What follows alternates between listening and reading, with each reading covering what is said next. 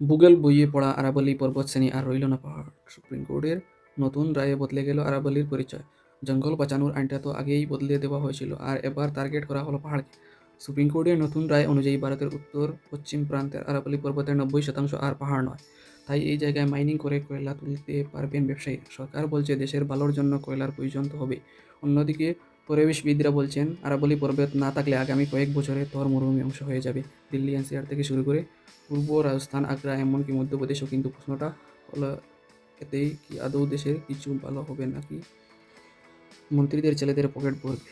তাহলে চলুন আজকের ভিডিওতে সেটাই জেনে নেই। ভারত সরকার সম্প্রতি একটা নতুন নিয়ম এনেছে। নিয়মটা হলো, কোন জায়গায় উচ্চতা যদি 100 মিটারের কম হয় তাহলে সেটাকে আর সরকারি খাতায় পাহাড় বলা যাবে। বিষয়টা শুনতে সাধারণ মনে হলেও এর ফলাফল মারাত্মক হতে পারে।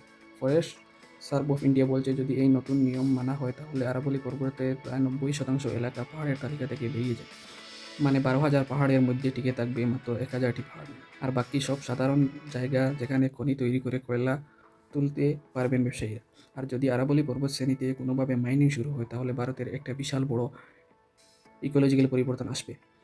বয়সের দিক থেকে দেখতে গেলে আরাবল্লী পর্বতশ্রেণী কিন্তু হিমালয়ের থেকে পুরনো। এই পর্বতশ্রেণীর এক প্রান্তে রয়েছে রাজস্থানের মতো মরুভূমির অংশটি, যার মধ্যে রয়েছে জেলেসেলমের বিকানের মতো জায়গা, আর অন্যদিকে রয়েছে জয়পুর, হরিয়ানা, দিল্লি, এনসিআর, মধ্যপ্রদেশের মতো রাজ্যগুলো। রাইসিনা হিলস এর পুরো জায়গা কিন্তু আরাবল্লী পর্বতের একটা এক্সটেনশন, যার উপর রাষ্ট্রপতি ভবন থেকে শুরু করে পার্লামেন্ট সব কিছুই রয়েছে। আরাবল্লী পর্বত যদি না থাকে তাহলে আগামী কয়েক বছরের মধ্যে এই জায়গাগুলি তোর মরুভূমির অংশ হয়ে যাবে। তোরের বালি আর লু পুরো দিল্লি এবং হরিয়ানাকে ঢেকে ফেলবে। থাকবে না শুধু উট। আরাবল্লী পর্বত শ্রেণী ভেঙে ফেলা হলে শুধুই কি মানুষের সমস্যা হবে? না, একেবারেই নয়। আরাবল্লী পর্বতশ্রেণী অনেক রকমের বন্য জন্তু এবং পাখিদের থাকার জায়গাও বটে। যদি আরাবল্লী পর্বতশ্রেণী সরে যায় তাহলে বিপদে পড়বে। তারাও পৃথিবী থেকে সম্পূর্ণ মুছে যাবে। কিন্তু প্রজাতি ইনব্রিডিংয়ের ফলে প্রজনন ক্ষমতা কমে হাজারো ভাগের।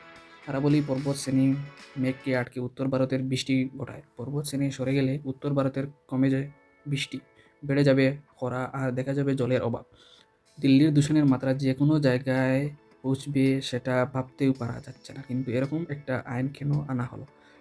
হিসাবটা খুব সোজা। দিল্লি, গুড়গাঁও, ফরিদাবাদ বা নয়ডা আশেপাশে যে ছোটো ছোটো পাহাড় বা টিলা ছিল, সেগুলোতে এতদিন ব্যবসায়ীরা হাত দিতে পারছিলেন না। এই জায়গাগুলো পাহাড় বা বনাঞ্চল হিসাবে সুরক্ষিত ছিল। এখন যেই এগুলো আর পাহাড় রইল না, এমনি সেখানে বুলডোজার চালানো রাস্তা পরিষ্কার হয়ে গেল। কারণ ফরেস্ট আইন তো আর লাগু হচ্ছে না সেখানে। আর এতে সাধারণ মানুষের বিশেষ কোনো লাভ নেই, শুধুমাত্র পকেট বাড়ি হবে কিছু বড় বড় ব্যবসায়ী, আদালত বা সরকারি সংস্থাগুলো।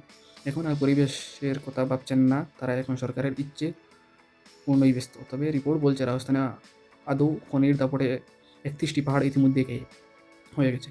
এখন সরকারি শিলমোহর পড়লে আরাবল্লী পর্বত স্বেচ্ছায় সাফ হয়ে যাবে। কোটি কোটি বছরের পুরনো পাহাড়গুলো শেষ হয়ে গেলে গোটা উত্তর ভারতে গরমকালে বইবে লু, আর হবে বালি ঝড়। তখন যাক কচ্ছে সিলিকন ভ্যালির মতো অফিস হয়তো থাকবে, কিন্তু শ্বাস নেওয়ার মতো পরিষ্কার হাওয়া থাকবে না। সরকার আর সমর্থকরা হয়তো একে বলে উন্নয়ন, কিন্তু আসলে এটা প্রকৃতিকে মেরে ফেলার প্ল্যান। আপনাদের কি মনে হয়?